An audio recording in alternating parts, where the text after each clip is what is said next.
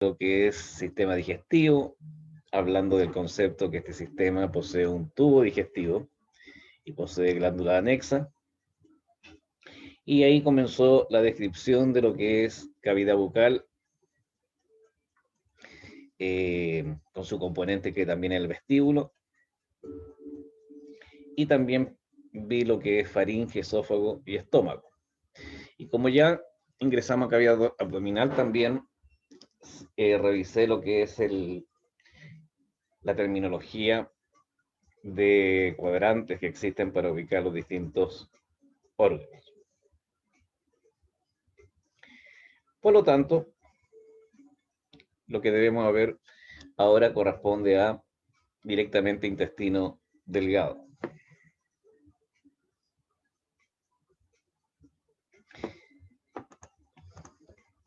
La siguiente porción a lo que es el estómago es directamente intestino delgado,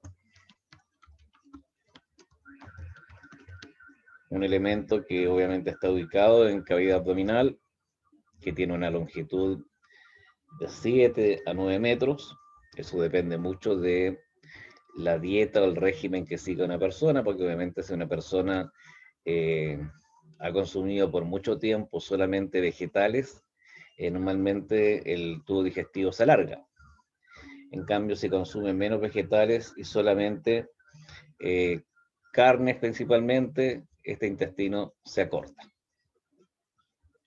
Este intestino delgado está formado normalmente por dos porciones que se han denominado como fija y flotante. La porción fija corresponde a la primera porción que tiene el intestino delgado, que es el duodeno, y se denomina así porque este duodeno está fijo por la lámina parietal del peritoneo. Por eso se dice que este duodeno es de tipo retroperitoneal y que está ocupando, obviamente, como ubicación anatómica, si fuera por los cuadrantes, principalmente lo que es el mesogastrio, que es el cuadrante medio, o también llamado muchas veces como umbilical. Eso no significa que pueda estar desplazado un poco más hacia superior, pero ocupa principalmente lo que es el mesogastrio. Después posee un componente que se denomina flotante, porque obviamente no está fijo a lo que es la pared abdominal posterior, sino que se mantiene conectado a través de una especie de membrana de peritoneo y que corresponde al yeyuno e ilion. Y este yeyuno e ilion se mantiene conectado por esta membrana que yo les mencioné, que si uno la estirara vería que es una estructura más o menos transparente con un poco de tejido adiposo, que es lo que se denomina como mesenterio. Y la ubicación principalmente de este yeyuno ilion, que normalmente no posee un límite anatómico, hay cambios graduales de yeyuno a ilion, pero sí uno puede diferenciar y dar ciertas características entre ambos. Va a ocupar todo lo que es la región del mesogastrio e hipogastrio. Eso corresponde a intestino delgado. Funcionalmente, el duodeno recibe el quimo, que es el producto ya parcialmente digerido del estómago, que tiene un alto contenido de ácido, y por lo cual acá en el duodeno, antes de que ocurra la digestión, las enzimas que van a actuar en duodeno no tienen un buen pH o una buena acción enzimática a ese pH ácido. Por lo que el páncreas, que ustedes ven que se conecta directamente con lo que es duodeno, va a secretar un tampón o buffer o amortiguador que se denomina como bicarbonato de sodio, que es lo mismo que está en las distintas sal de fruta o pastillas que son de alguna forma antiácidas. Y ahí se produce una neutralización de lo que es el contenido del quimo. Sin embargo, todavía no va a comenzar lo que es la digestión, porque lo que debe ocurrir es que ahora el páncreas secrete el jugo pancreático, que contiene bastantes enzimas, principalmente son preenzimas que se van activando, que van a permitir digerir proteínas, que obviamente se llaman proteasas, de acuerdo a lo que han visto en biología, eh, que digieren almidón, amilasas, que digieren a los ácidos nucleicos, que son nucleasas, y también que digieren a grasas que principalmente son los triglicéridos, que son las lipasas. En el caso de la lipasa, esta enzima funciona mucho mejor si previamente a este duodeno desemboca por este conducto que ustedes ven ahí, un líquido que se almacena en la vesícula biliar, pero que la produce el hígado, que se denomina como bilis. Y ahí va a permitir un proceso de disgregación de estas grasas para que actúe mejor la enzima lipasa. Que me imagino en biología vieron el concepto de emulsión y la micelización. O sea, cuando ustedes, por ejemplo, tienen agua con aceite y la agitan, van a ver que se forman dispersiones de grasa. Eso es una emulsión.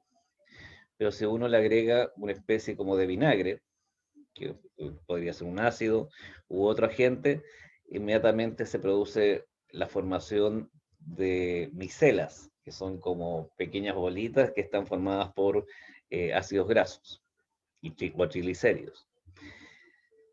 Y eso es lo que se denomina en sí como el proceso de micelización.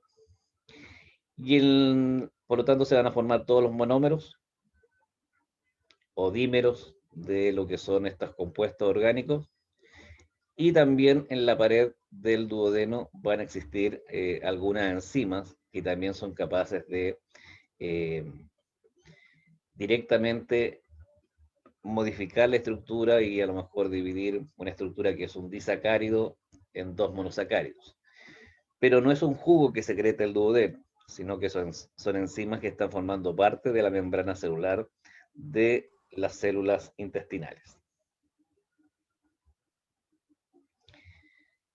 Si empezamos a hablar directamente de lo que es el duodeno, la palabra deriva porque se vio que esta estructura, que posee unos 25 centímetros, mide casi siempre en todos los cadáveres que se estudiaban 12 traveses de dedo, es decir, colocar 12 dedos, y esa es la longitud que tendría siempre este duodeno, por eso se denomina duodeno. Tal como señalé, es un órgano retroperitoneal que ocupa principalmente el mesogastrio, que va a estar formado por porciones, que son 4, que por lo general se nombran de la 1 a la 4 o también con nombres de acuerdo a su ubicación. Entonces va a haber una porción 1, que se denomina también porción superior, o también le denominan como bulbo duodenal. Va a haber una porción 2, o descendente, una porción 3, u horizontal, y una porción 4, que es ascendente.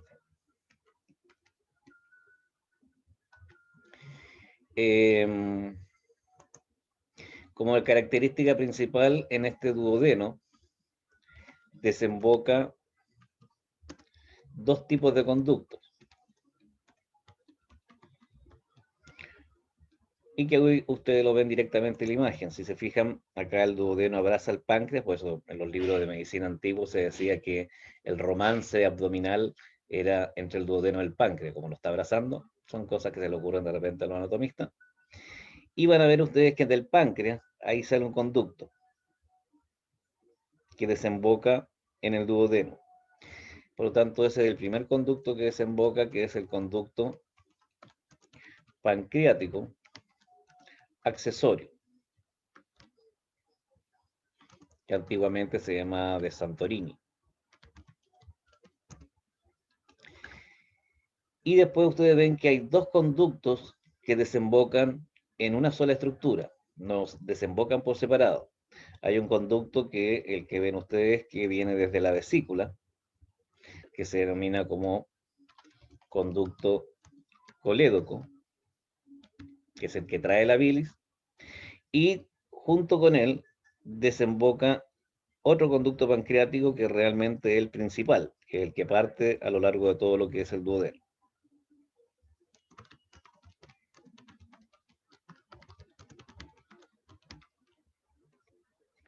Que normalmente le llamaban como conducto de Wilson.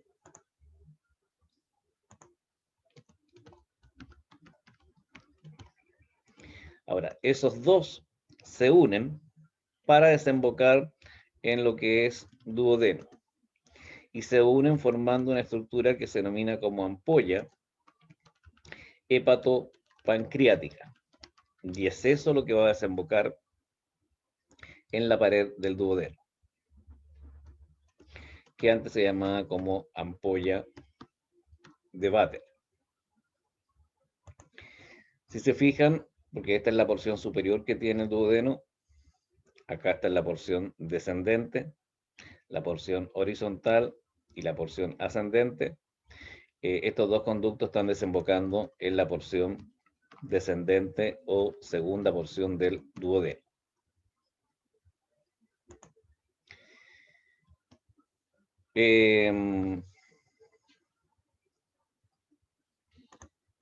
Existen ciertos elementos de fijación que están relacionados directamente con el duodeno. Ahí ustedes ven directamente el duodeno relacionado con lo que es el diafragma.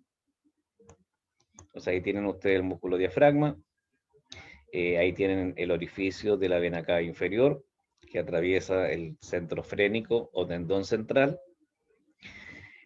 para desembocar ahí después en el atrio derecho. Aquí ven el hiato esofágico, que está en la porción muscular, y que ese hiato esofágico de ahí salen prolongaciones que son las cruces que permiten el paso hacia posterior de lo que es la aorta descendente, y que ahí se comienza a denominar como aorta abdominal. Y van a ver que hay una prolongación desde el diafragma hacia este ángulo, que justamente este ángulo es el que queda entre la porción ascendente del duodeno y la siguiente porción del intestino, que es el yeyuno. Por tanto, eso se denomina como ángulo yeyunal. Pero este es un músculo. Es un músculo que de alguna forma se contrae y tracciona hacia superior a lo que es duodeno. Y eso se denomina como músculo suspensorio duodenal, que antes se llamaba como músculo de Tritz, y que va desde el diafragma hasta el ángulo duodeno-yeyunal.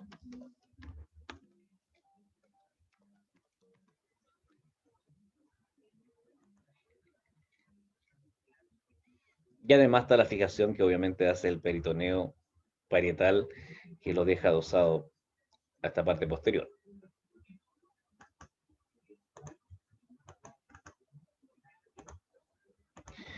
Si uno ve ya la estructura más interna de lo que es duodeno, va a encontrar que la superficie interna no es lisa. Se fijan ustedes, tiene una serie de relieves.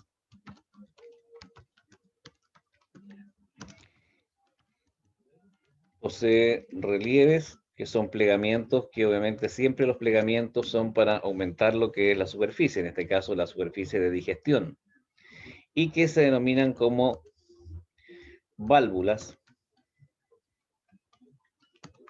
conniventes.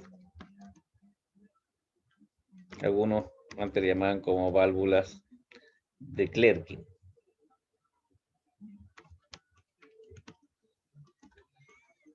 Por tanto, eso va a permitir aumentar la superficie.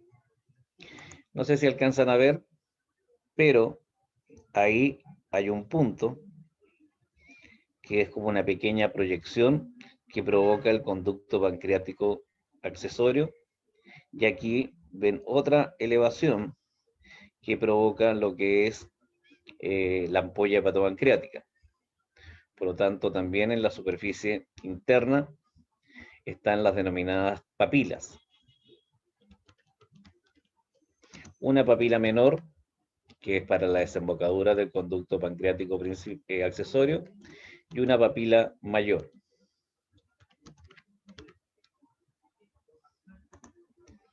Que de hecho en la papila mayor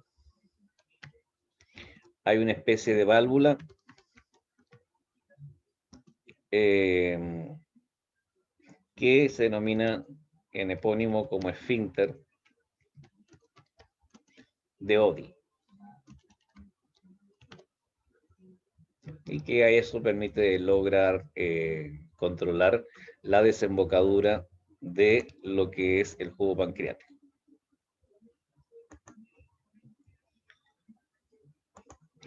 También vamos a encontrar algunos relieves longitudinales que se denominan pliegues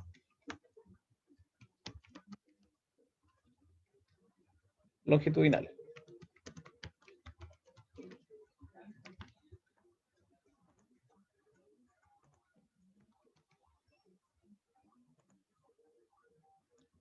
Entonces, de acuerdo a lo que me consultan ahí, el intestino internamente, si uno lo abre, va a ver que posee una estructura plegada, que son estas marcas que ustedes ven. Estas marcas, que son relieves, se le denominan válvulas conniventes, algunos también le llaman como semicirculares. Y eso permite aumentar lo que es la superficie de digestión que tiene el duodeno, porque esa es la función principal del duodeno. Y están a lo largo de todo lo que es el duodeno, y se conservan incluso a nivel del yeyuno. Además posee ciertas elevaciones donde desembocan los conductos, una elevación por el conducto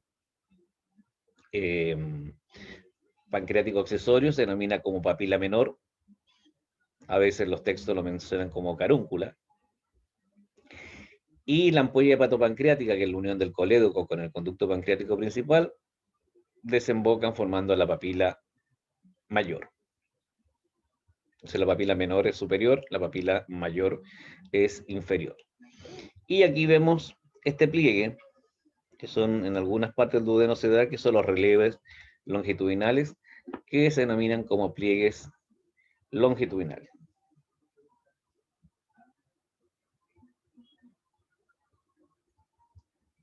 Esa es la estructura del duodeno.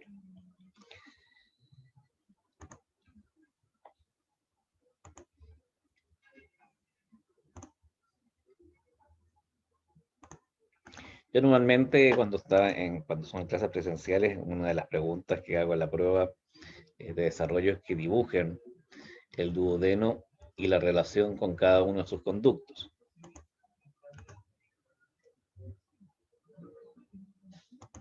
Entonces, si uno toma aquí duodeno, va a tener esta forma.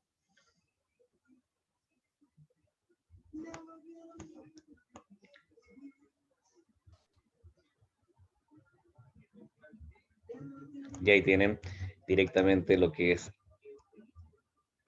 el duodeno. Entonces, si bien no hay límites, uno inmediatamente ahí sabe que esta porción es la superior. Se supone que aquí tendría que estar el píloro, también llamado la porción superior como bulbo duodenal. Después viene una porción que obviamente desciende, que es la segunda porción, y que se denomina como descendente. Después viene una porción que está en el plano horizontal, y por eso se denomina horizontal. Y una porción pequeña que asciende, que es obviamente la ascendente. Y aquí después continúa el yeyuno. Es por eso que este punto de acá se le denomina como ángulo duodeno yeyunal. y ahí tendría que estar el músculo que se denomina como músculo de suspensorio del duodeno. Se supone que aquí tendría que estar también el páncreas.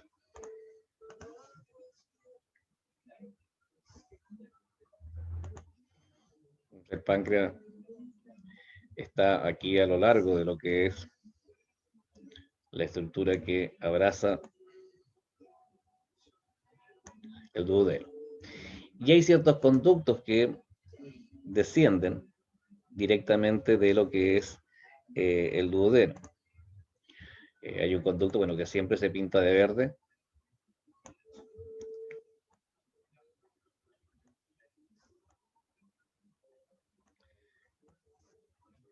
Y que acá este conducto aquí lo vamos a hacer directamente con esta estructura que es la vesícula. Van a suponer ustedes que el hígado es lo que está ahí relacionado directamente con toda esta región, sería el hígado. Entonces ahí ustedes ven dos conductos que de hecho tienen nombre, por esos conductos que vienen del hígado, de dos segmentos que tiene el hígado, se denominan como conductos hepáticos, izquierdo, derecho, y que traen la bilis porque la bilis la sintetiza el hígado, y que se unen y forman un conducto común. Y ahí la bilis va a ingresar a la vesícula biliar por otro conducto, que es este que está acá, que se denomina como conducto cístico. Y aquí tenemos obviamente la vesícula biliar, que tiene la función de condensar esa bilis. Eso significa que acá se va a producir lo que es la pérdida de agua, y por lo tanto va a estar mucho más concentrada la bilis. Y eso significa que cuando hay un alimento rico en grasa, esta bilis va a ser expulsada a la vesícula porque se contrae la vesícula y va a ser enviada por este conducto que es el colédoco.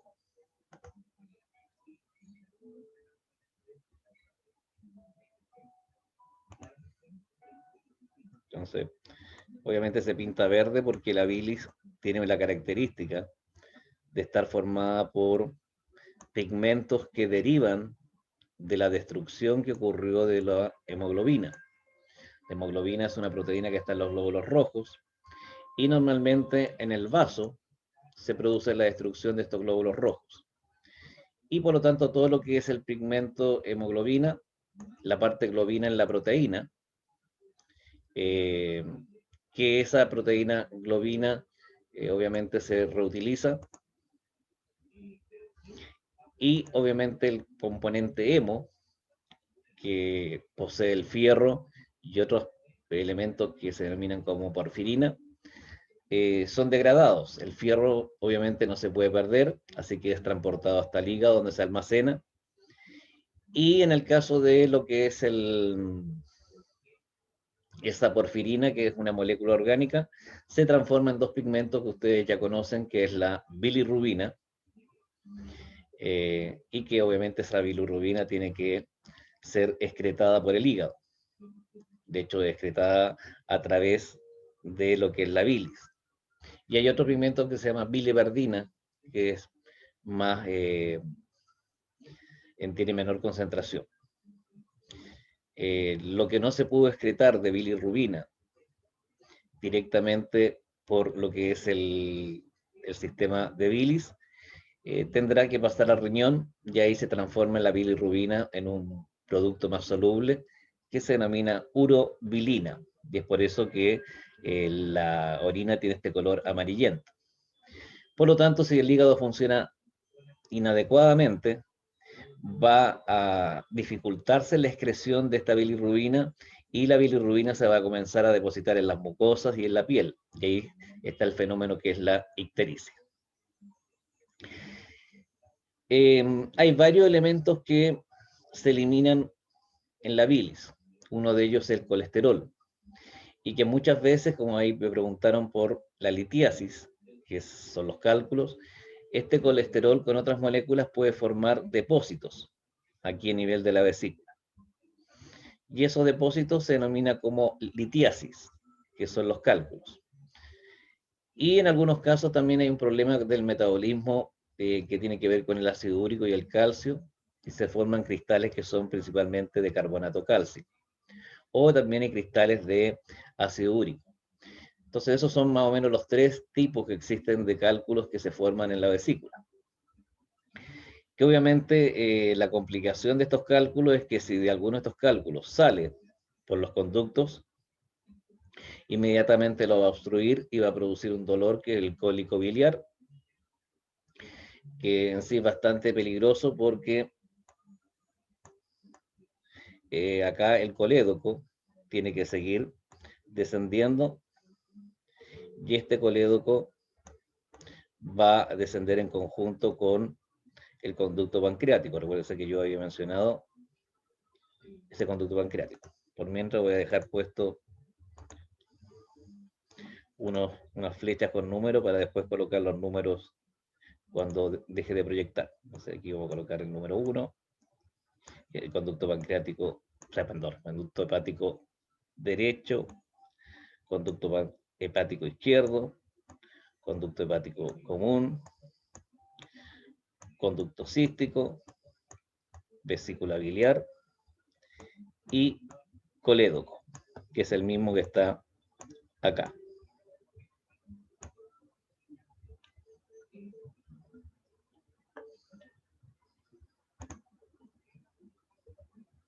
La función de la bilis, bueno, de partida,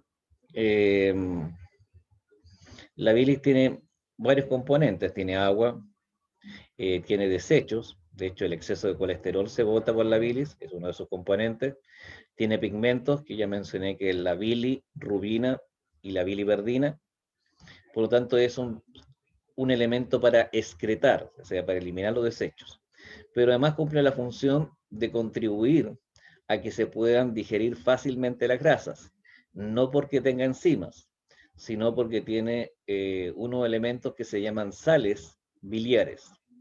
Y estas sales biliares generan dos procesos, uno que es la... ¿Qué hice? ¿Por qué se borró todo? Nunca supe por qué se borró todo. Las sales biliares y que ejercen lo que es la emulsión y después la micelización. Y eso va a permitir directamente, voy a ver qué pasó con el PPT, porque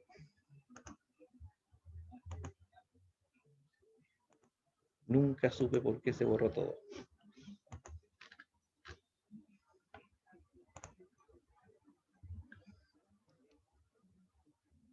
Y eso va a permitir digerir más fácilmente lo que son las grasas. Está tan bonito mi dibujo.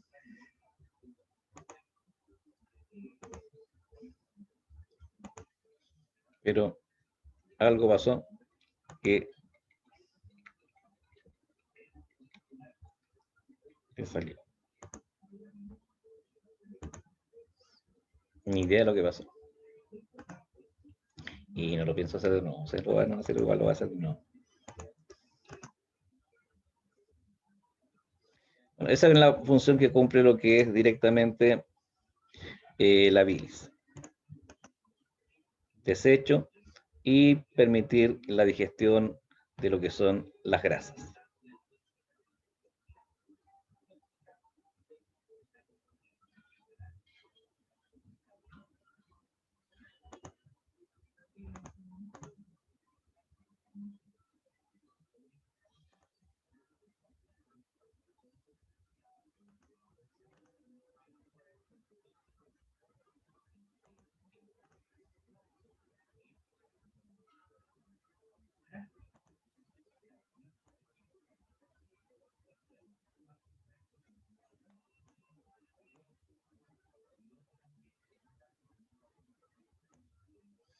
De aquí vamos a morfo.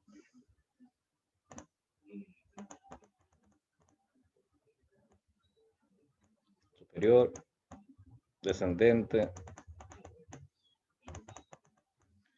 horizontal, ascendente, el ángulo. Y acá yeyuno.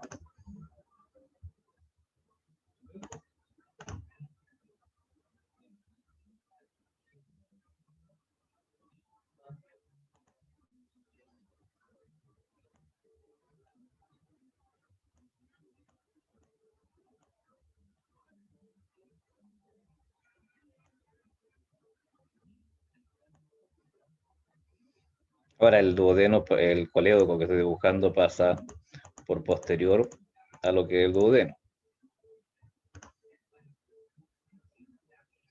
Y estaba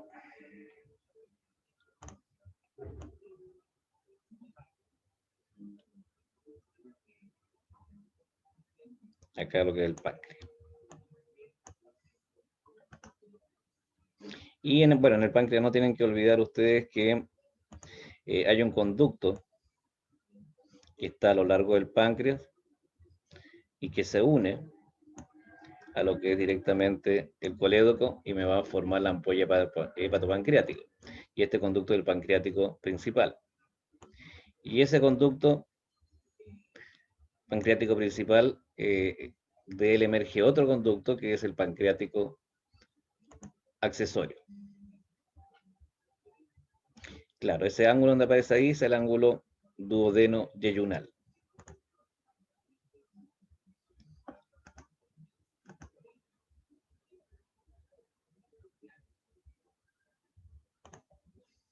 Y supuestamente acá está ejemplificando la disposición del hígado.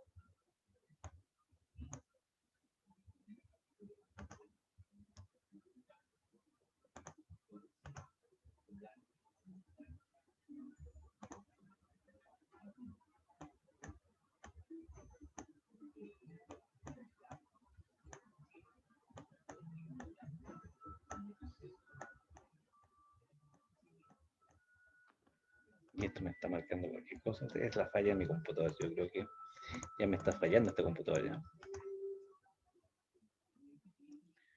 Tienen que botarlo y sacar mi computador número 398.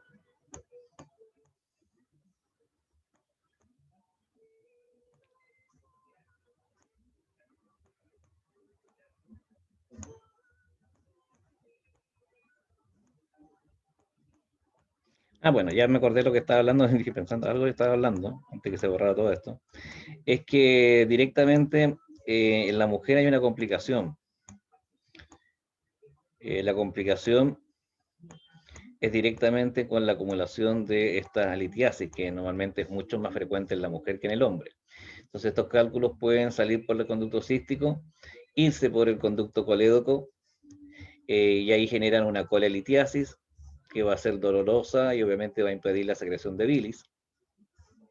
Hay técnicas actualmente cuando la vesícula se llena de cálculos de hacer técnica laparoscópica para extracción de lo que es la vesícula. Ya no se hace cirugía abierta. Pero la complicación es cuando los cálculos siguen avanzando y se depositan en la ampolla. Entonces, ¿qué sucede? Que normalmente cuando estos cálculos se depositan por mucho tiempo en la ampolla y que se van acumulando a lo largo del colédoco, en la mujer se induce un proceso neoplásico, es decir, que ocurre un cáncer, que es muy común el cáncer hepatobiliar en la mujer. Y a su vez puede provocar de que las enzimas del páncreas, tal retenidas, se hiperactiven y se genere la autodigestión del páncreas, lo que es una pancreatitis. Pancreatitis que normalmente pasa de periodo agudo hasta periodo crónico y que causa la muerte.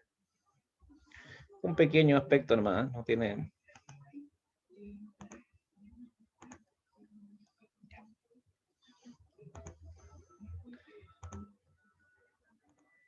Entonces ahí el uno era conducto, vamos, ya lo tiene anotado, pero por si acaso, derecho, perdón.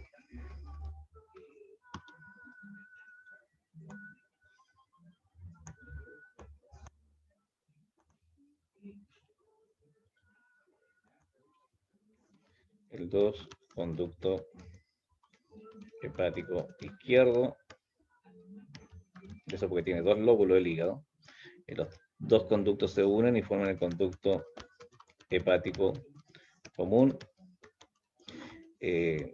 y ahí la bilis se transporta a la vesícula biliar, que se coloca de color verde porque es verde, por los pigmentos. Y de la vesícula biliar sale el conducto que es el conducto cístico, y el conducto cístico conforma el conducto colédoco que desemboca directamente, perdón, no directamente, se une al conducto pancreático principal y va a formar la ampolla hepatopancreática. Entonces ahí en el dibujo coloqué el conducto pancreático accesorio, el 8 el conducto pancreático principal,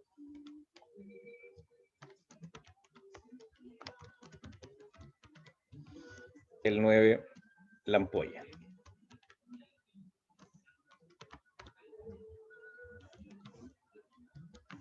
Esas son todas las vías hepatobiliares y pancreáticas.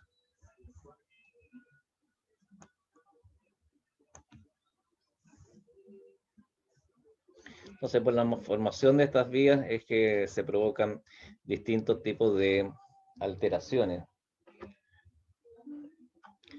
en las personas, sobre todo lo que señalaba en la generación de estos cálculos, o lo que corresponde directamente con generar el cáncer biliar.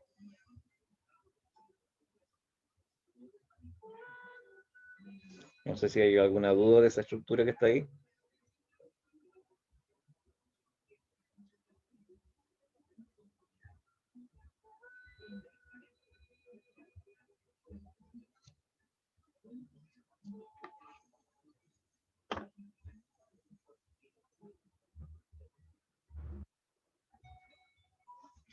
Bueno, ahí, como les mencioné acá, existirán estas elevaciones. Aquí generará una elevación, que uno lo podría hacer aquí, producto de que desemboca este conducto. Entonces el conducto pancreático principal, accesorio, perdón, me genera esta elevación, y lo que es el ampolla me genera esta otra elevación, y esas son las papilas, que algunos también le llaman carúnculas, carúncula menor, carúncula mayor, o papila menor, papila mayor.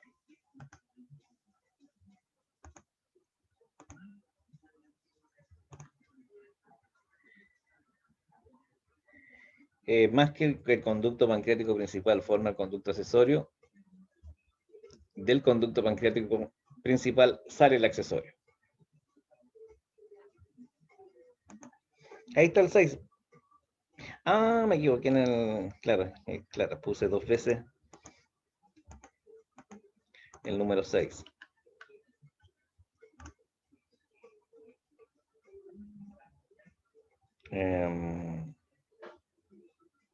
No sé si esto se puede borrar, no, pues ya está hecho.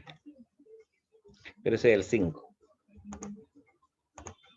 que es el colédoco.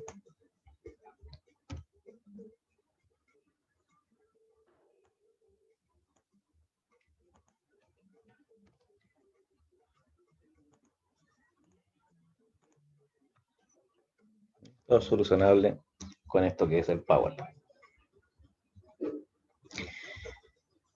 Esa es la anatomía directamente. Acá está lo que es yeyuno ilion. Ustedes ven claramente que hay ciertas diferencias entre lo que es yeyuno ilion en cuanto a su ubicación anatómica, incluso en cuanto a lo que es la longitud. Dígame, Bárbara.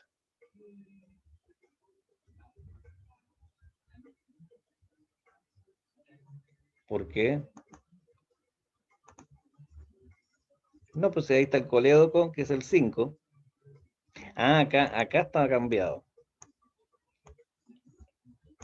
Ahí está cambiado. Entonces el colédoco va por el 5 y termina ahí en la ampolla hepatopancreática. Está cambiado en la lista de orden. Ahí sí. El conducto 6, cístico, que es el que conecta la vesícula con el conducto hepático común. Y el 5, que es el colédoco, que emerge de la unión del conducto hepático común con el conducto cístico para transportar la bilis al duodeno. Ahí sí.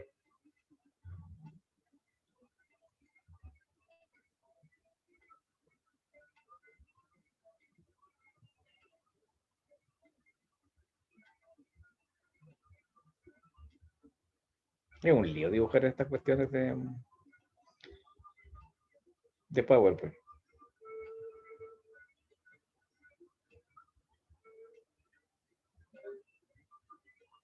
Que repita que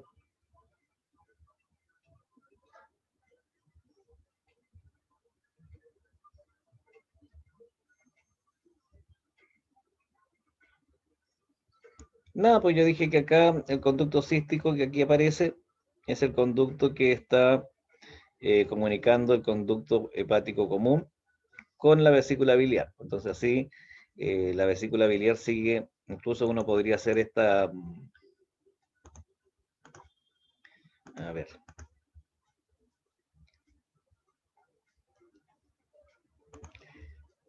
porque aquí esta es la dirección que sigue la bilis. Una viene del lóbulo derecho, otra viene del lóbulo izquierdo. Y de ahí después pasan al conducto hepático común y al conducto cístico. Y de ahí ingresan directamente en lo que es la vesícula biliar. Y ahí se mantiene hasta que no haya un alimento que tenga alto contenido de grasa. Porque cuando existe ese alimento con alto contenido de grasa, la vesícula se contrae y así expulsa la bilis por el conducto cístico, pero ahora va para el colédoco. Y del colédoco llega a la ampolla hepatopancreática para ser vertido directamente en lo que es la segunda porción del duodeno o porción descendente. Ahí sí.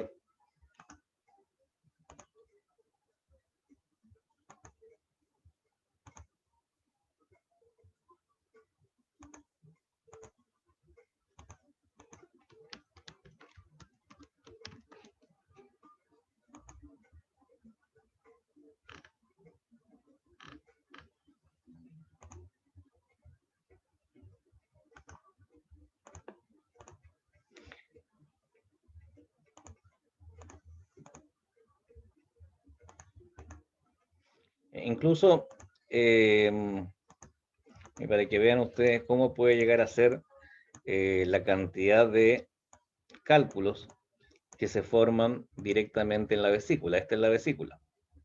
Este es el conducto cístico. Y ustedes ven la gran cantidad de cálculos. Entonces ahí ya es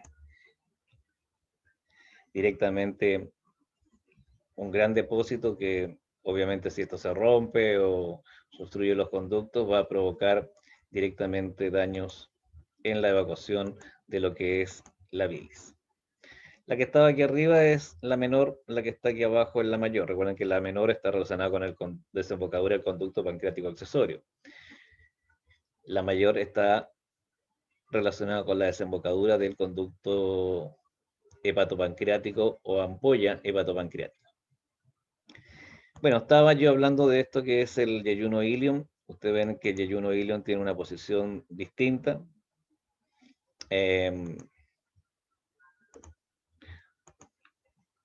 yeyuno, si uno lo ve ahí en esta imagen, no sé si alcanzan de alguna forma a verificar, digamos, los cambios que tiene directamente en longitud, pero el yeyuno tiene una menor longitud que el ilion, que posee mayor longitud. Y es porque directamente en el ilion se realiza la absorción y en el yeyuno todavía va ocurriendo algunas etapas de digestión. Si lo ven por ubicación anatómica, ven que el yeyuno está en el mesogastrio, principalmente, orientado un poco más hacia la izquierda, y el ilion, no sé por qué puse tilde ahí, está orientado directamente a lo que es el hipogastrio.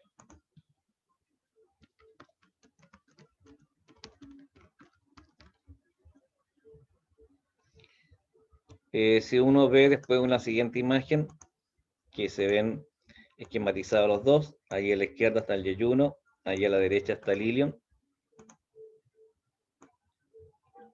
En cuanto a grosor de la pared, uno ve que directamente la pared es más gruesa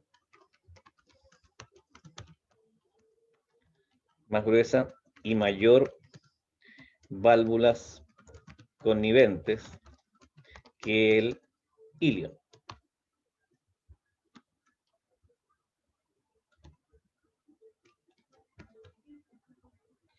Ustedes ahí está el grosor de la pared, y que estas son la gran cantidad de válvulas conniventes que posee.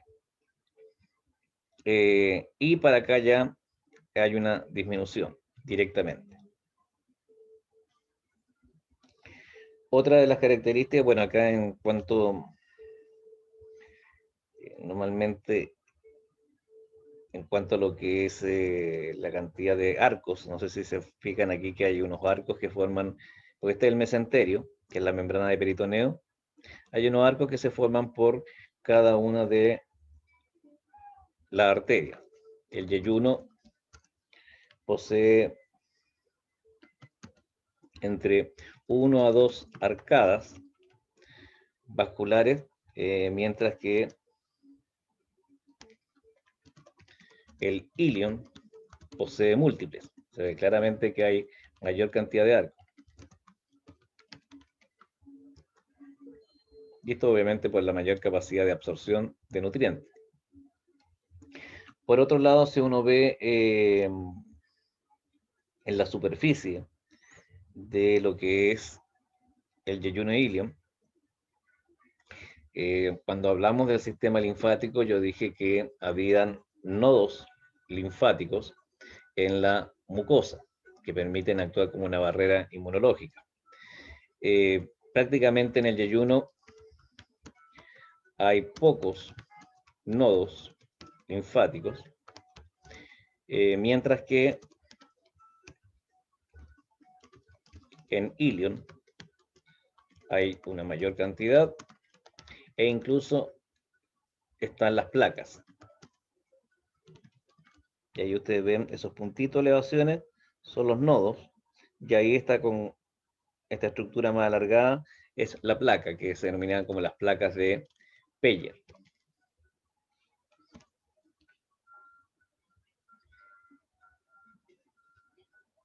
En cuanto, bueno, incluso se hace una diferencia con el tejido adiposo o la grasa que está en el peritoneo. El yeyuno posee poca grasa mesentérica y el ilion posee más grasa mesentérica. Recuerden que el mesenterio es esta lámina que tiene el intestino delgado, que lo fija a la pared posterior. De hecho, en hasta una radiografía, cuando se utiliza un medio opaco como papilla de bario, ustedes ven ahí cómo aparece en la imagen radiológica y se ven, digamos, cada una de las válvulas. Por eso este aspecto más nuboso que se da. En cambio, aquí hay un aspecto más sólido que se da en lo que es el ilion por la escasez de estas vellosidades. ¿Qué otra diferencia hay? Tiene que ver con el peristaltismo, que son las contracciones que posee. El yeyuno posee mayor peristaltismo, que son estas contracciones que sufren las capas musculares para permitir hacer avanzar lo que se está digeriendo o lo que se va a absorber. En cambio, en el ilion, el peristaltismo es más lento. Esa es una comparación entre lo que es yeyuno e ilion. Recuerden que son las dos porciones flotantes. No hay un un tema de límite anatómico entre yeyuno y ilion, sino es cómo se van modificando estas características que yo mencioné a lo largo de lo que es el tubo digestivo. Por otro lado tenemos acá la pared del intestino. Si se fijan acá, obviamente hay una mucosa. La mucosa siempre es la capa más interna, que en este caso va a estar formada por un epitelio cilíndrico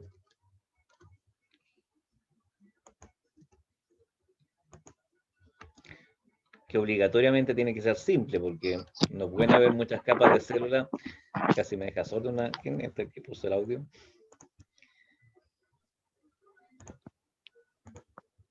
Ahí.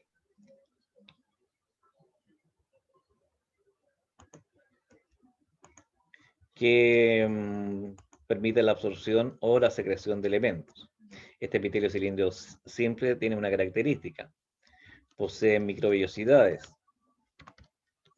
Entonces, las microvellosidades tienen que la vista en biología son elementos inmóviles que son plegamientos de la membrana celular gracias a distintos filamentos de actina.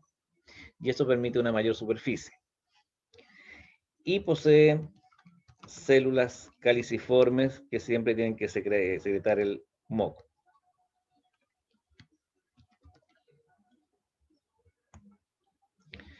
Bueno, esto se va a apoyar en tejido conectivo laxo,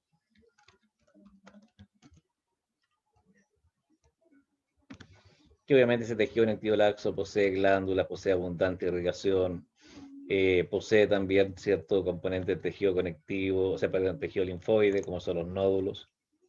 Después de la mucosa viene la submucosa.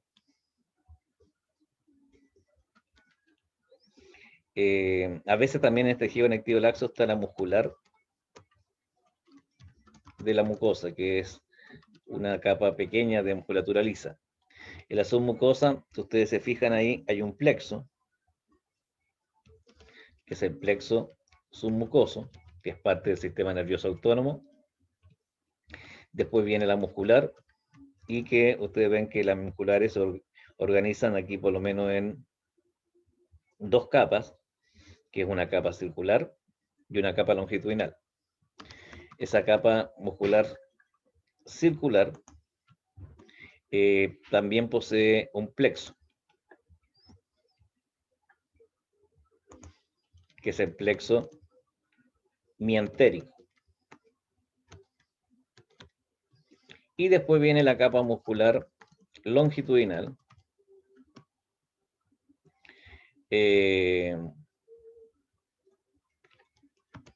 después de la capa, en algunos sectores hay una pequeña capa de tejido conectivo que se llama subserosa.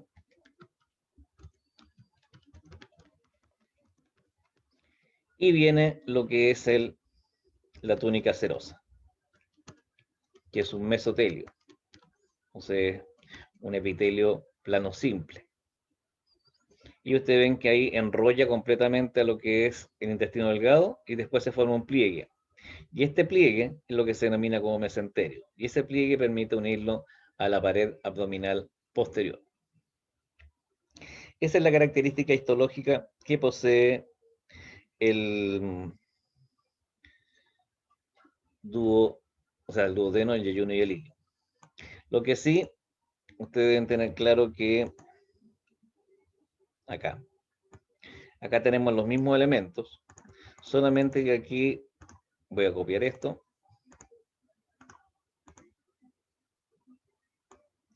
Bueno, ahí se fijan, ahí está el mesenterio, con todos los vasos sanguíneos, nervios. Acá está lo que es la capa serosa, las capas musculares,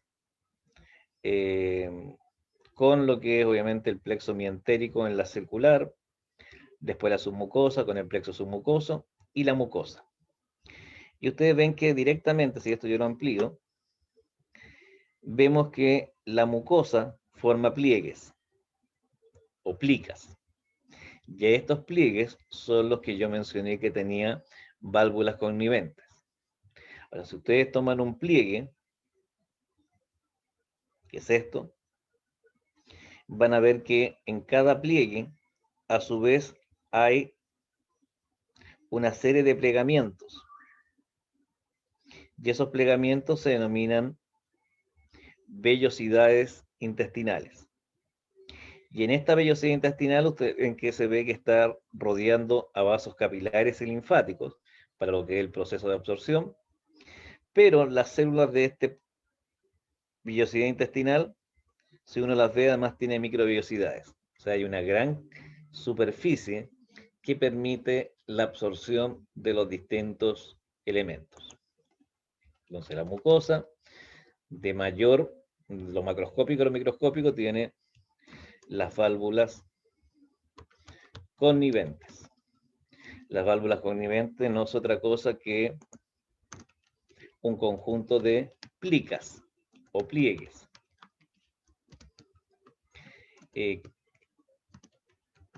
Acá cada plica posee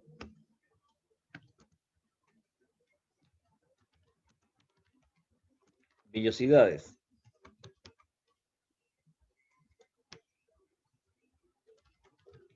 Intestinales que rodean estos vasos sanguíneos y linfáticos. Y las vellosidades intestinales están formadas por células que son los denominados enterocitos, que son las células intestinales,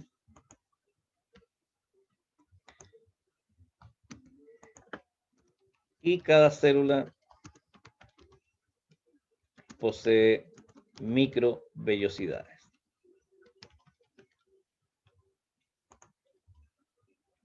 Esa es la estructura para aumentar la superficie de principalmente absorción de nutrientes. ¿Se entiende esa estructura?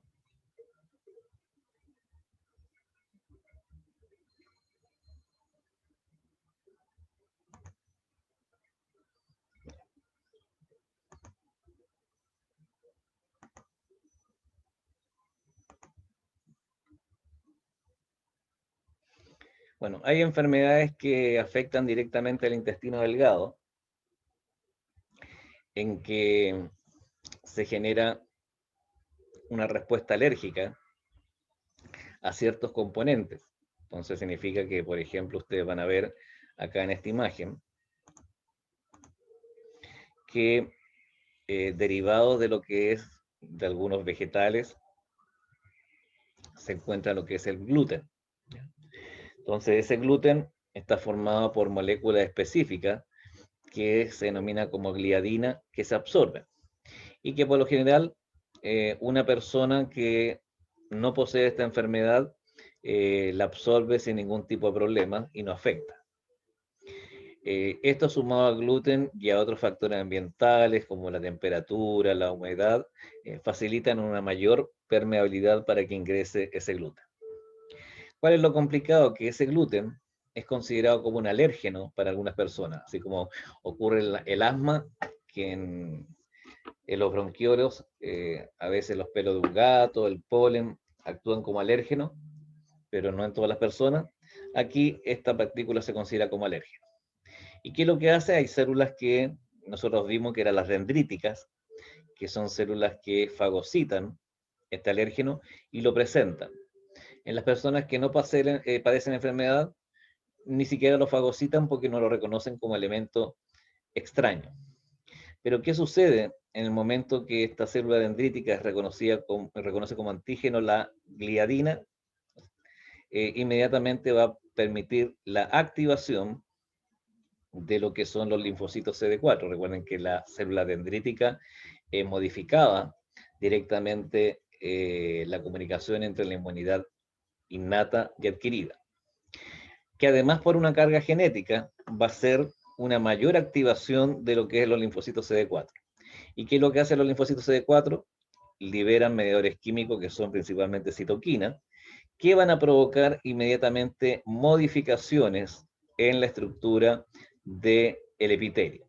Y ustedes ven cómo acá en el intestino delgado comienzan a desaparecer las vellosidades intestinales y se atrofian.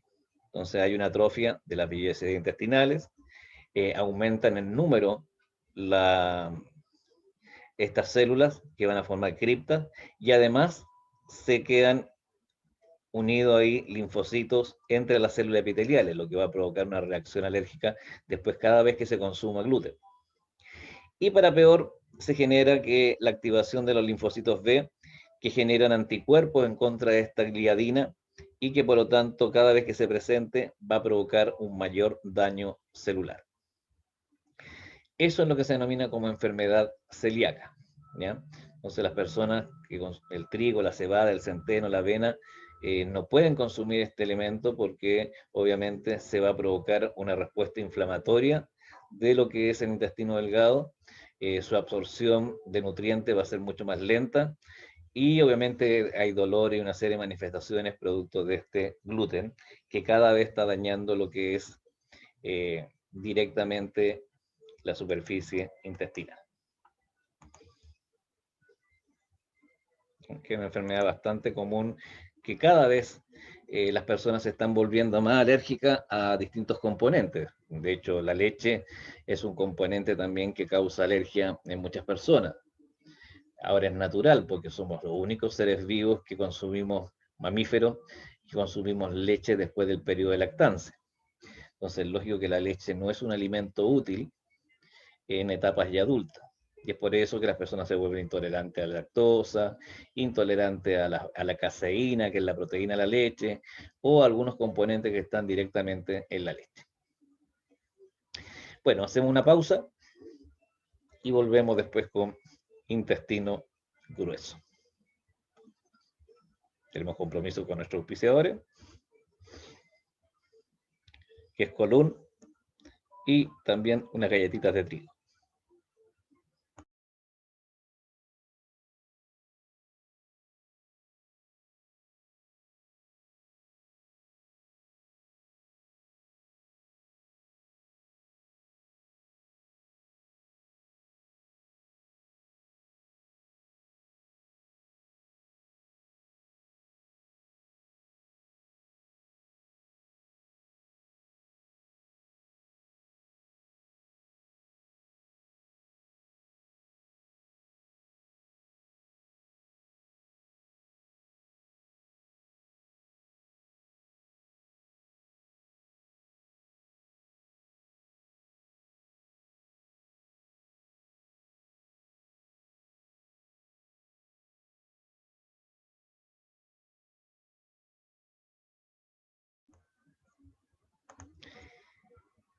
Bueno, otro de los componentes del sistema digestivo corresponde al intestino grueso. El intestino grueso, como indiqué la otra vez, está formado por el ciego más el apéndice. ¿Me escuchan, cierto?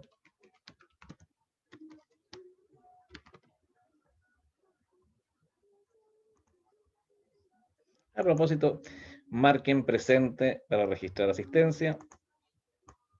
Escriban presente en el chat.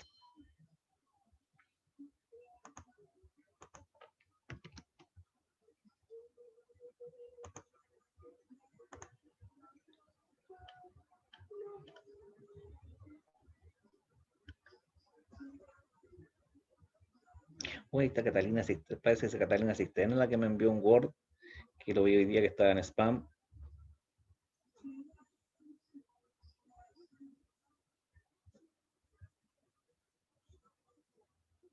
Parece que ella es. Sí, pero usted me envió un Word, ¿no?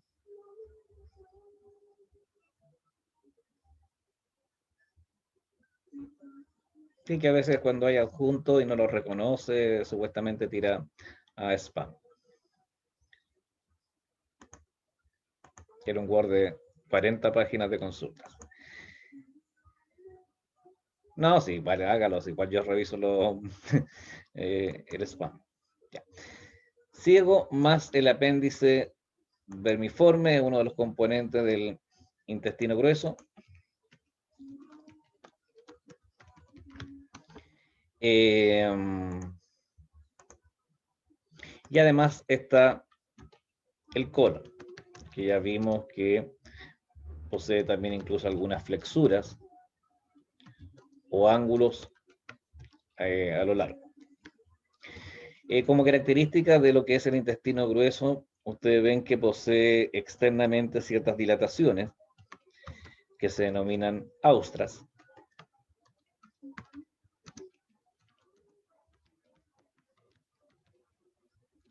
Y también van a ver que frente a esas dilataciones hay unas estructuras que se ven de manera longitudinal. Esas bandas longitudinales se denominan tenias.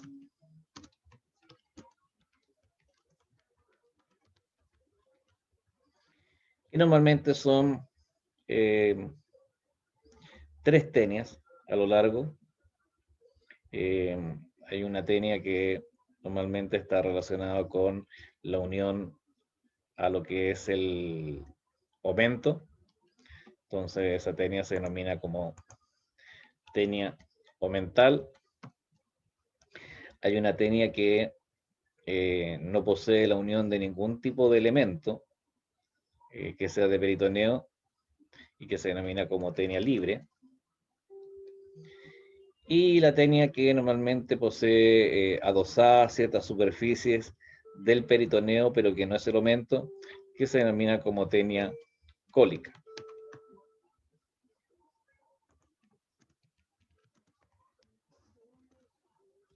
Unidad mesocolon, perdón, unidad omento, mayor, libre, sin uniones, y la cólica, o también mesocólica, unida al mesocolon.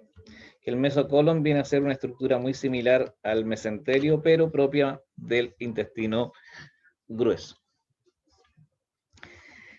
Ahora, estas bandas longitudinales se producen porque hay una mayor acortamiento de lo que son las capas musculares, por eso dan esa morfología. Otra característica que tiene el intestino grueso son, ustedes ven estas proyecciones de color amarillo que salen de algunas tenias y que se denominan como apéndices omentales. Antes se llamaban epiploicos, porque el omento se llamaba epiplo. Bueno, en clínica tienen bastante importancia esos apéndices omentales, sobre todo cuando antes hacían cirugía, bueno, todavía se hacen cirugía abierta, porque a pesar que ustedes vean ahí muy bonita la figura en el néter del intestino grueso delgado, cuando hay una cirugía, el campo está lleno de sangre y no se distingue qué es intestino grueso ni intestino delgado. Entonces, una de las maneras para identificar qué porción del intestino grueso eran estos apéndices omentales que están solamente en la superficie del intestino grueso. Tal como señalé, este intestino grueso posee dos modalidades de conexión con el peritoneo. Hay una porción que posee directamente mesocolon. Por lo tanto, ahí ustedes van a tener que, va a existir, no, esto lo voy a poner abajo mejor, que el colon transverso va a tener un mesocolon, es decir, una banda de peritoneo que lo une a la pared posterior. Entonces, a eso se denomina como mesocolon transverso. Y van a ver que también ocurre lo mismo con el intestino, con la porción que es sigmoidea. Y a eso se denomina como mesocolon, como las palabras presentes, Raquel. Mesocolon sigmoidea. Entonces, esas son porciones del intestino grueso que tienen esa conexión. Y hay porciones del colon que son porciones semiperitoneales,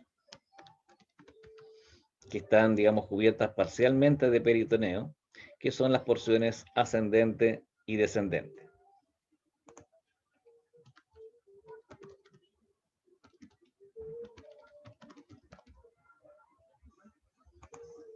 Esas van a ser directamente las características que tiene el colon. Entonces, la siguiente imagen, ustedes ven ahí la estructura que posee directamente el colon.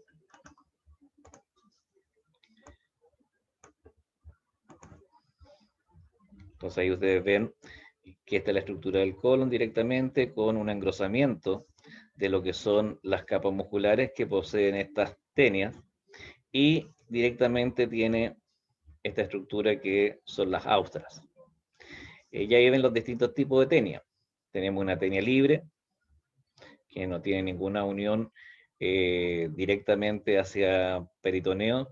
Sí que en ella están los apéndices omentales, pero los apéndices omentales también están en la superficie de la ostra. Tenemos la tenia que es mesocólica, que es la que se une directamente a lo que es el mesocolon, y que obviamente está unida solamente a las porciones del mesocolon transverso, es decir, el colon transverso y al colon sigmoideo. Y tienen la tenia omentalis, que es la tenia omental que se une al aumento mayor. El aumento mayor es una lámina de peritoneo que expliqué en la clase anterior, que cuelga de la curvatura mayor del estómago y después cubre a todo el intestino y se repliega y sube para insertarse al intestino grueso, específicamente al colon. Bien. Esa es la estructura. Internamente ustedes ven que la superficie del colon no es lisa, sino que también posee pliegues, y aquí los pliegues se denominan como semicirculares.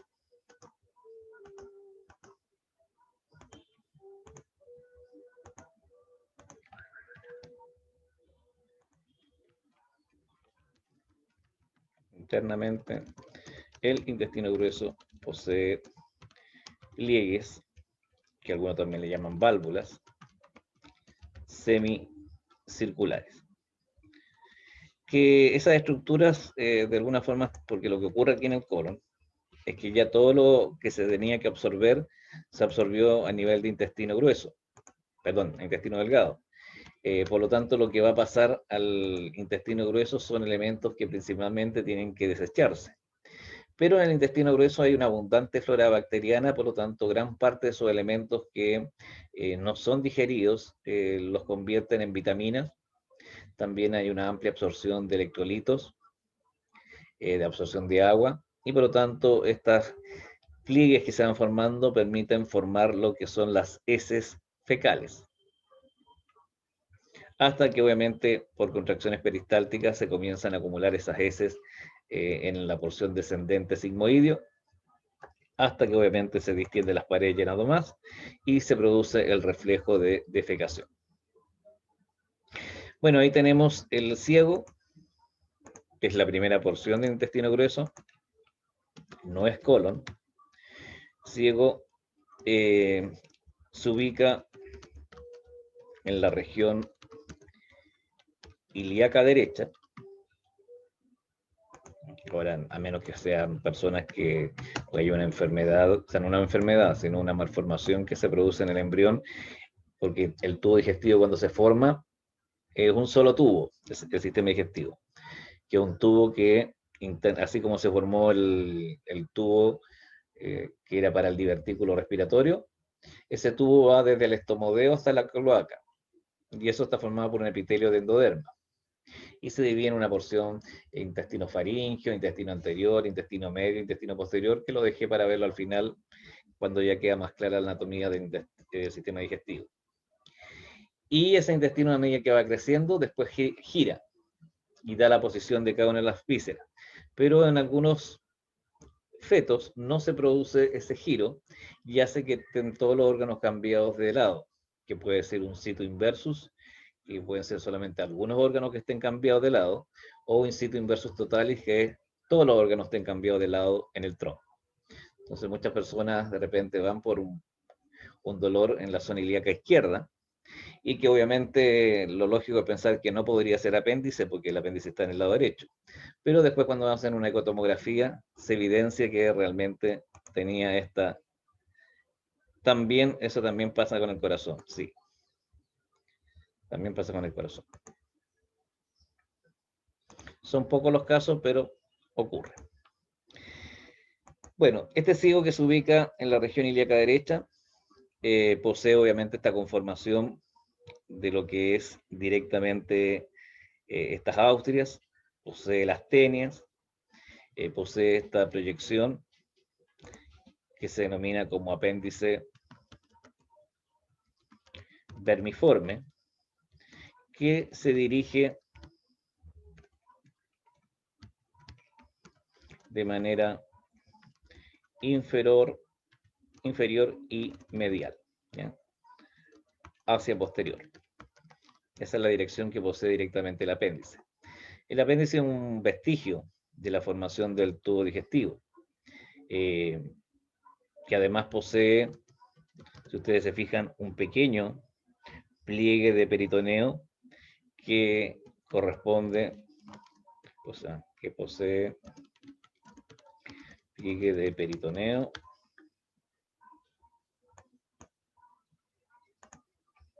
que se denomina como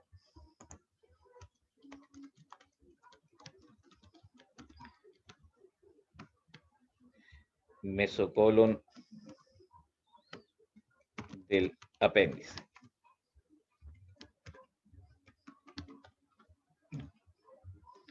Algunos le llaman como apéndice, ligamento apendicular, pero es en sí un fragmento del peritoneo que está incluso conectándolo con la porción que es el ilion. Hay una gran cantidad de aquí de nodos linfáticos en la mucosa. De hecho, esa es una función que podría tener como barrera inmunológica.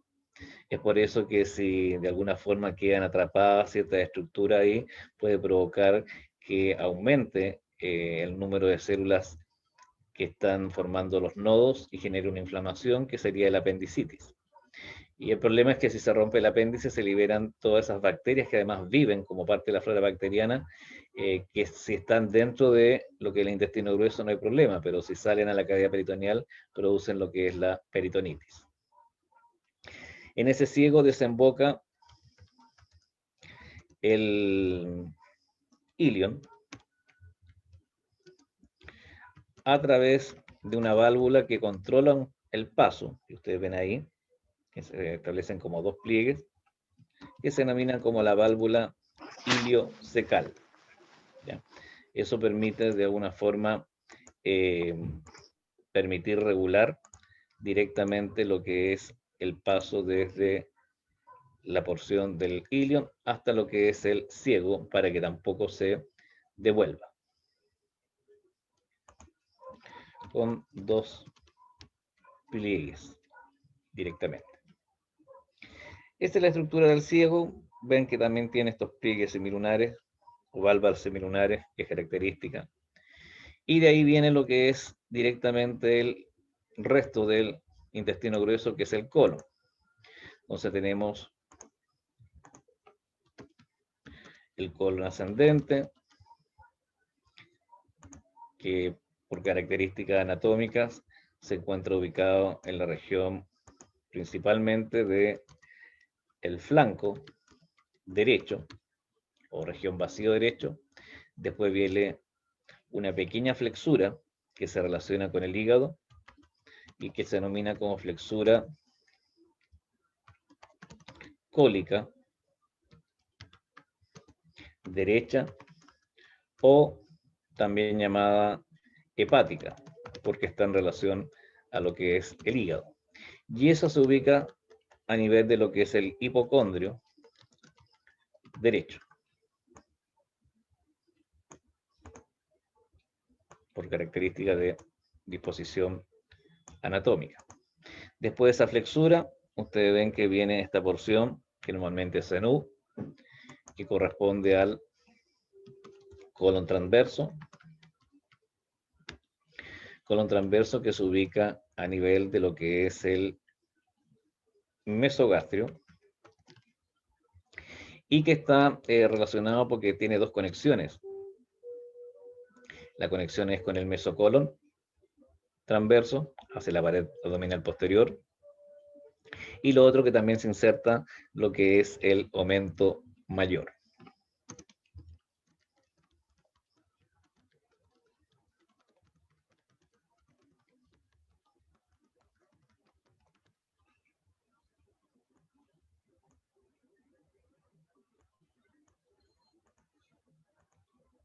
mesocolon.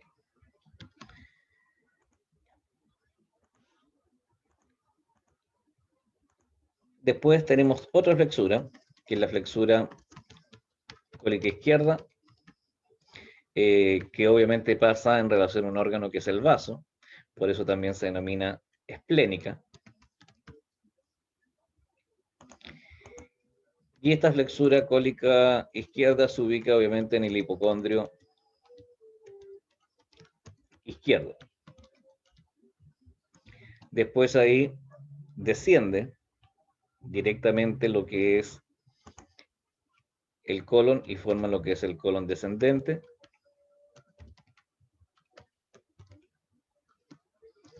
Que se ubica en la región del flanco izquierdo.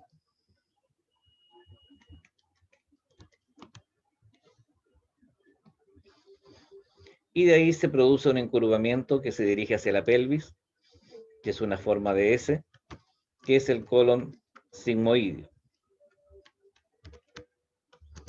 Y que se ubica en la región ilíaca izquierda. Y hasta ahí termina lo que es el intestino grueso. Esa porción de colon sigmoideo, ustedes ven que tiene esta conexión, que es el mesocolon sigmoideo, que lo permite unir o conectar con la pared abdominal posterior, recordando que el mesocolon es una lámina doble de peritoneo.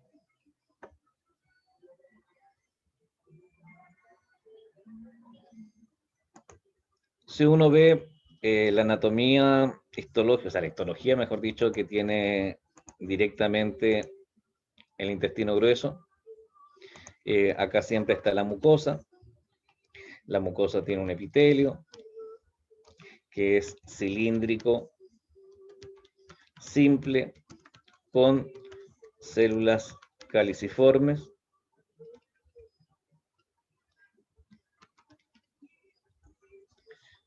Pero sí que deben tener claro que acá no hay microvellosidades. No existen microvellosidades porque no hay absorción de nutrientes.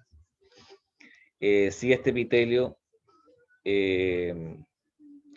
forma invaginaciones que son denominadas como glándulas cólicas, que normalmente en epónimo se denominan como glándulas de Lieberkühn. Se forman estas estructuras epiteliales, ahí ustedes ven directamente células cilíndricas, los blancos son las células caliciformes y que están invaginadas formando las glándulas cólicas o glándulas de Lieberkühn o criptas de Lieberkühn también le llaman. ¿Ya? Y que se introducen ese epitelio en lo que es directamente lo que es el corion o la lámina propia con tejido conectivo.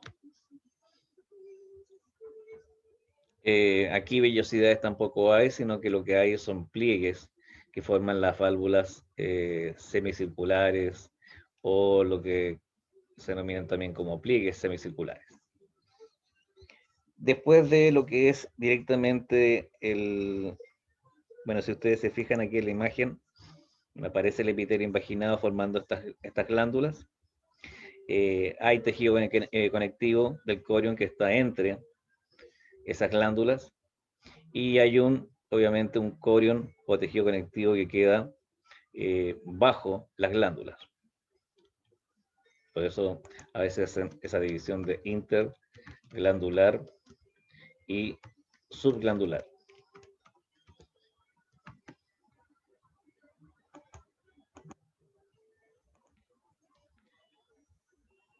Generalmente no hay una submucosa que sea homogénea, porque puede desaparecer. Sí que esta lámina propia tiene cantidades de linfocitos, por lo tanto también hay una barrera inmunológica. Por lo tanto, ahí viene normalmente la capa muscular, la capa muscular aquí es circular, interna y después longitudinal externa.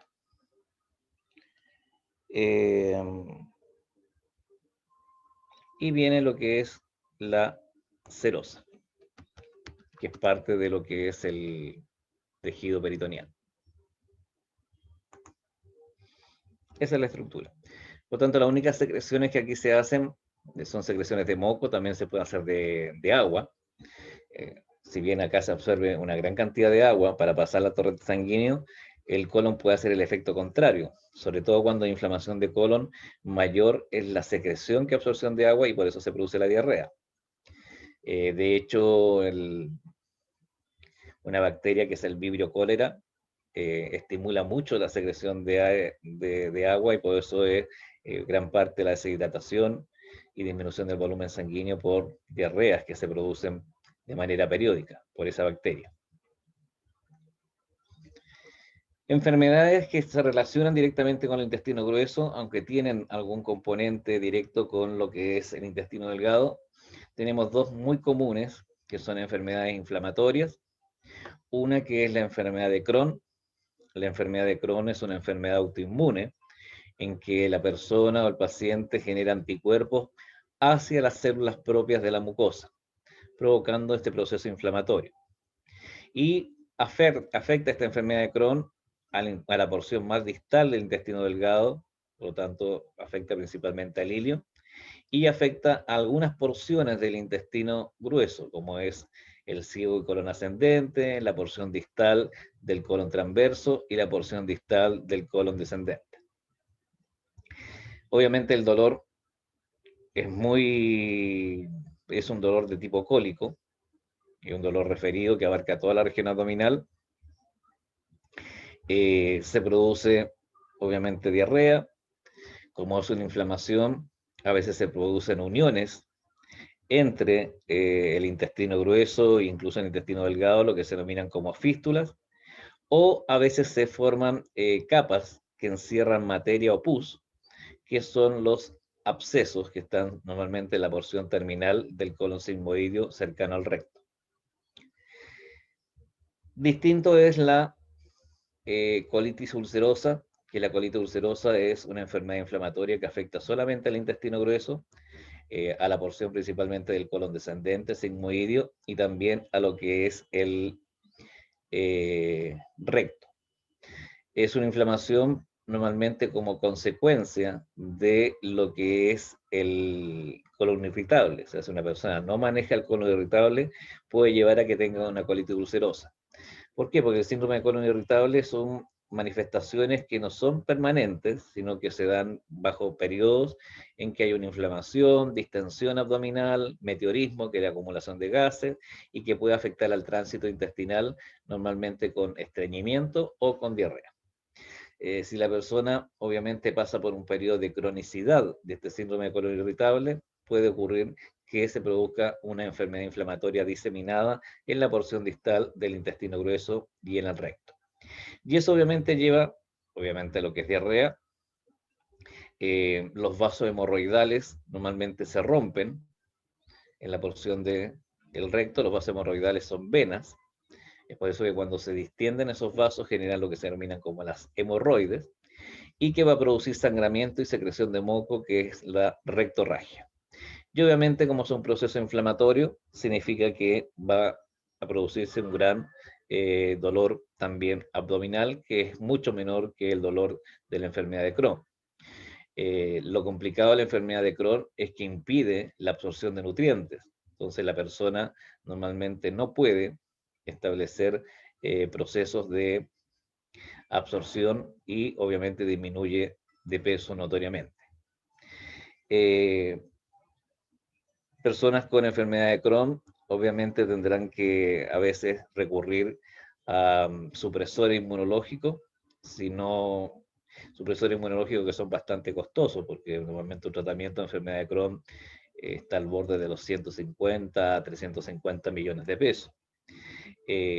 Por lo tanto, muchos nuevamente prefieren que a veces se les realice una ostomía es decir, retirar porciones del colon para que el drenaje, porque a veces se produce inmediatamente la necrosis del intestino, para que el drenaje de todo el excremento ya no puede ser por vía rectal, sino tiene que ser por un ostoma, que es una abertura que se hace en la pared abdominal y que se coloca, digamos, una prótesis, que es el epistoma con un saco para drenaje.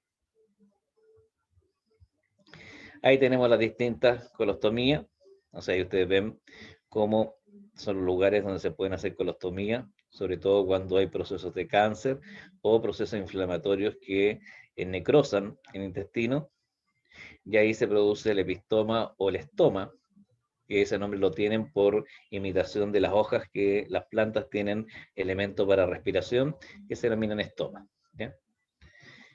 Y ahí obviamente la persona, obviamente a ese anillo, que es un anillo de plástico, se sutura el intestino y permite, digamos, que todas las heces fecales sean vaciadas a esa bolsa que se tiene que estar renovando de manera periódica.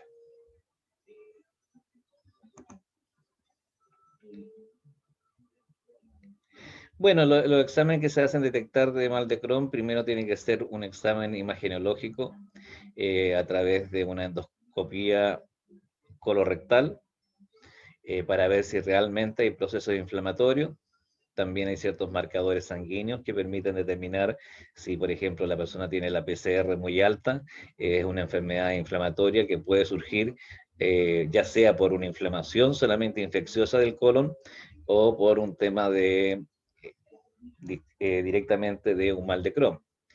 Cuando me refiero a PCR, me refiero a la proteína reactiva C y no al examen que es la reacción de polímeros en cadena. La proteína reactiva C es una proteína que deriva del complemento y que aumenta siempre en procesos inflamatorios.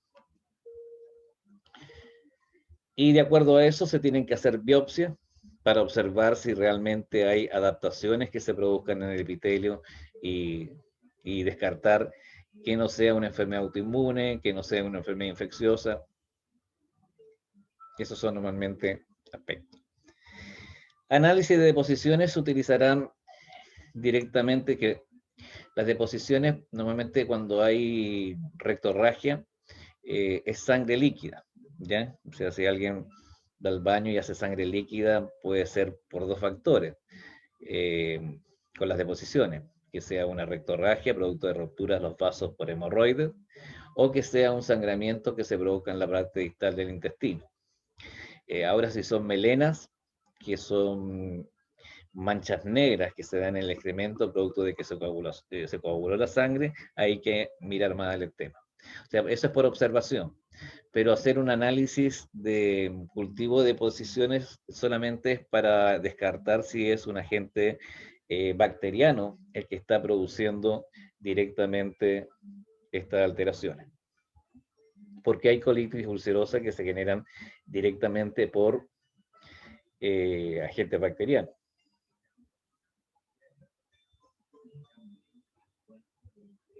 Ahora, los tratamientos cada vez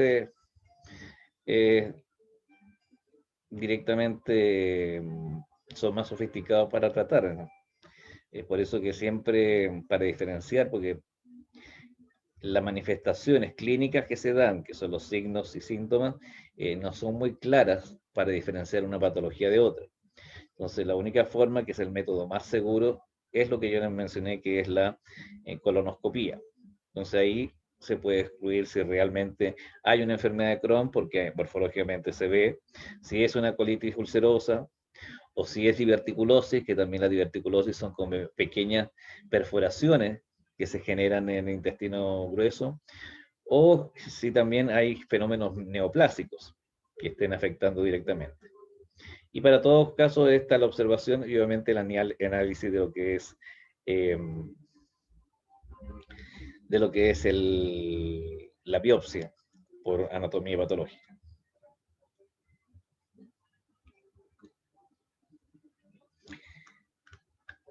Bueno, ahí tenemos la otra enfermedad, que es los divertículos que pueden estar en intestino delgado o intestino grueso. En sí, un divertículo, ustedes ven que es como una invaginación que se produce en la superficie interna del intestino y que genera obviamente una protrusión o evaginación en la superficie externa. Esta diverticulia, que es un divertículum, normalmente se le asocia el nombre de diverticulitis si hay un proceso inflamatorio. Entonces ustedes ven acá que, por ejemplo, hay procesos de inflamación que se producen. Aquí también tenemos distintos divertículos. Ahora, ¿qué diferencia entre la diverticulosis y la diverticulitis? La diverticulitis normalmente involucra a que esos divertículos se llenan de sangre y se pueden romper y generar, digamos, rupturas hemorrágicas internas, que son bastante complejas. En cambio, la diverticulosis es solamente la aparición de los divertículos sin un tipo de ruptura o sangramiento. Bueno, aquí ven varias enfermedades que se producen, enfermedad inflamatoria, que se destruye el epitelio, que es la enfermedad de Crohn, ven el síndrome de colon irritable, que se fijan aquí se estrecha completamente el intestino grueso, y eso es lo que ocurre normalmente en la enfermedad de Crohn, y junto a estos estrechamientos también hay dilataciones, también hay adhesiones que se pueden ocurrir, adhesiones que normalmente no ocurren si hay un líquido peritoneal, pero a veces por causa iatrogénica, eso significa por una intervención quirúrgica, si se hace una cirugía abierta, normalmente se desplaza el intestino hacia los lados, se lavan con suero y se vuelven a colocar en su lugar. Pero desgraciadamente hay muchas veces que se genera adherencia porque lo que hace el líquido peritoneal es evitar de que se conecten o se adhieran las paredes. ¿Ya? Y frente a un movimiento peristáltico, a veces adherencias se rompen y causan sangramiento hemorrágico celómico o hacia la cavidad peritoneal. Ven úlceras, que las úlceras ya son procesos de erosión de lo que es la mucosa, que llevan un profundo sangramiento. Ven también infecciones bacterianas que hacen que se acumule pus y produce también un estrechamiento directo de lo que es la pared del colon. O fenómenos neoplásicos, dentro de los más simples, que son los adenomas que solamente afectan a la glándula, o los adenomas sarcoma que ya afectan a la musculatura lisa y al tejido conectivo. Los divertículos pueden estar solamente en el intestino delgado, en porciones pequeñas, o pueden estar solamente en el intestino grueso. El cuidado de estos divertículos es que en ningún momento se genere un proceso de lo que es una inflamación que llevaría a la diverticulitis, porque hay riesgo de ruptura. Entonces se formarían varias perforaciones. O sea, imaginen si estas perforaciones ocurren en el intestino grueso, significa que parte de las bacterias van a migrar directamente hacia la superficie de la cavidad peritoneal.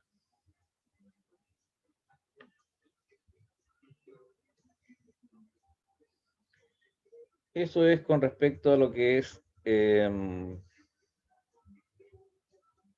intestino grueso. Creo que nada más. Intestino grueso, creo que no. Normalmente los divertículos tienen tratamiento directamente con fármacos. Es muy pocos los casos que se trate directamente con algún tipo de cirugía. ¿Ya?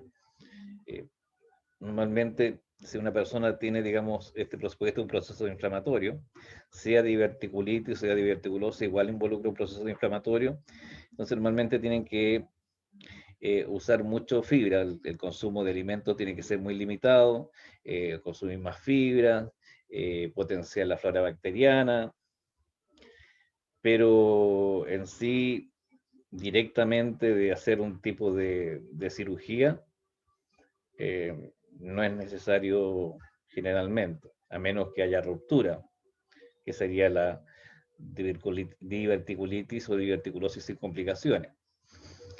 Lo malo es que como ocurre muchas veces en intestino grueso, estos se pueden infectar porque si se erosiona la pared y se producen las protrusiones, pueden bacterias de la flora infectar. ¿Ya? Si es normalmente muy explicaba, obviamente se darán ya antibióticos para tratar ese proceso infeccioso. Ahora, si ya la es totalmente grave, es posible de que existe una cirugía, pero ¿en qué caso normalmente hay cirugía? Si hay un absceso muy grande que no pudo ser tratado con antibióticos, si hay una perforación, o bien si hay algún tipo de conexión, que es lo que mencioné como tipo de fístula. ¿Ya? Ahora, las cirugías normalmente que se ocupan para diverticulosis son normalmente dos, cuando ya obviamente el intestino está muy dañado. Una es que haya resección intestinal, que significa que cortan el intestino. Eh, a veces la resección señala que tienen que hacer una abertura, como se lo mencioné, que es el estoma y que va a permitir que los desechos se produzcan en esta bolsa. O a veces es la resección intestinal primaria, que es la más utilizada, que normalmente lo que hace el especialista es cortar los tramos de intestino grueso que están dañados y los conecta, los tramos sanos. O sea, saca un trozo, por ejemplo, saca todo este trozo que está acá y esos extremos sanos los vuelve a conectar. Eh, Ahora, qué técnicas ocupe? Depende de cada paciente. Normalmente en cirugía digestiva, ahora que está la laparoscopía, cuando hay poco compromiso de porción anatómica alterada, se ocupa la laparoscopía, ¿ya? Que son 3 inserciones que se hacen directamente en la pared abdominal, se infla y para eso ven, digamos, el campo sin problema. Incisiones, ¿no? Inserciones, incisiones. Y lo último es que nos queda el recto.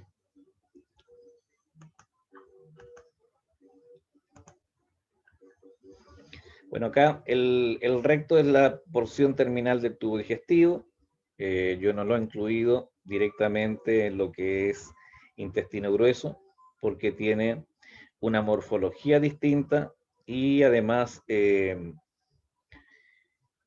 no tiene, digamos, características propias de funcionalidad como si la tiene directamente el intestino grueso.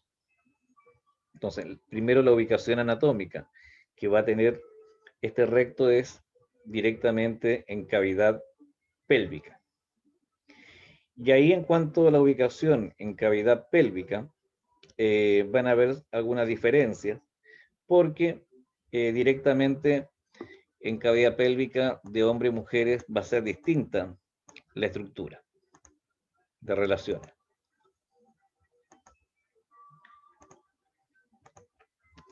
Recto y conducto anal.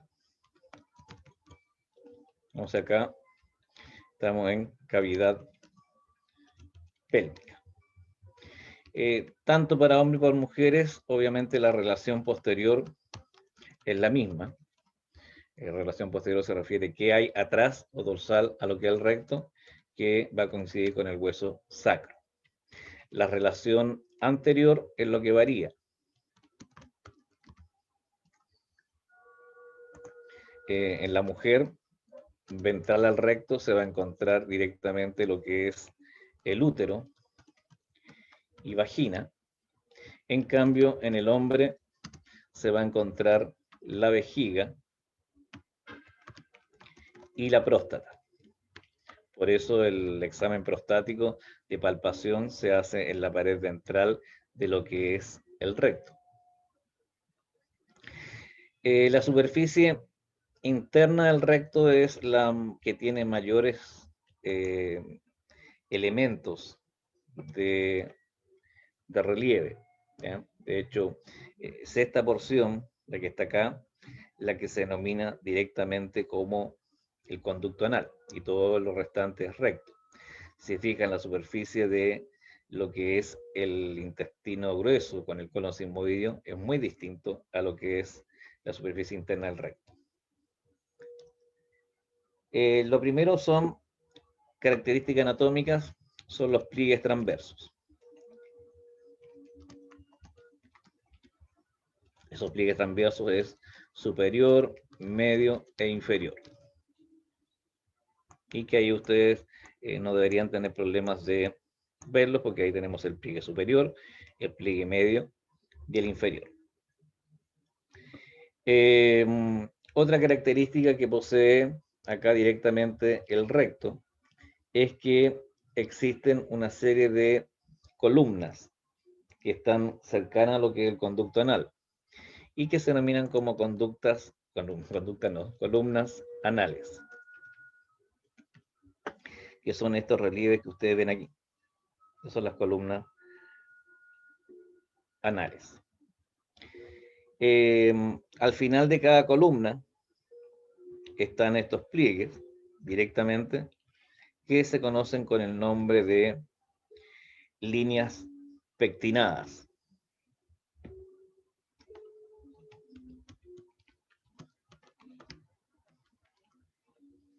Que todas estas conformaciones se forman directamente por la superficie de plegamiento que existe en lo que es directo de la musculatura. Hay ciertos esfínteres que es el esfínter anal interno,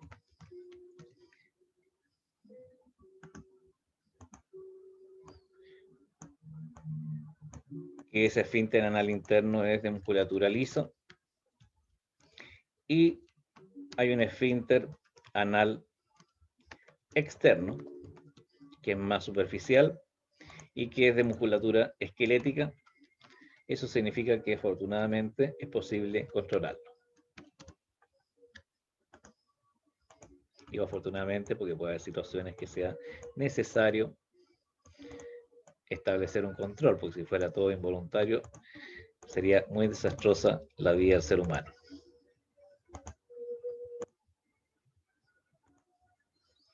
Entonces ahí tienen ustedes los distintos plegamientos.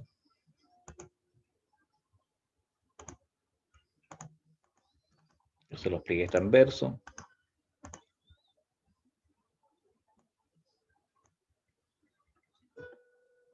Las columnas anales.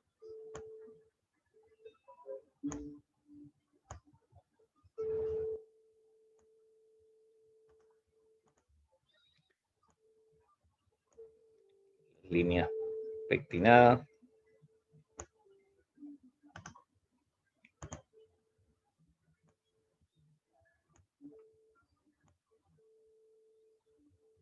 El esfínter interno y el esfínter externo. Y eso que ven en azul son las venas hemorroidales, que son que en algunas personas estas venas se distienden y sufren una especie de distensión como las varices, de hecho son varices, y que obviamente se proyectan hacia la superficie, se denominan como hemorroides externas, y se proyectan hacia el interior de lo que es el recto, se conocen como hemorroides internas.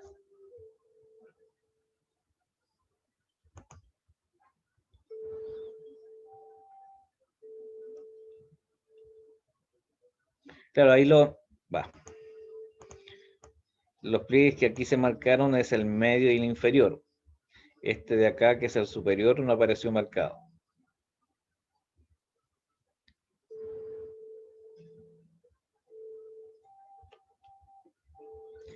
Y ese es el tubo digestivo.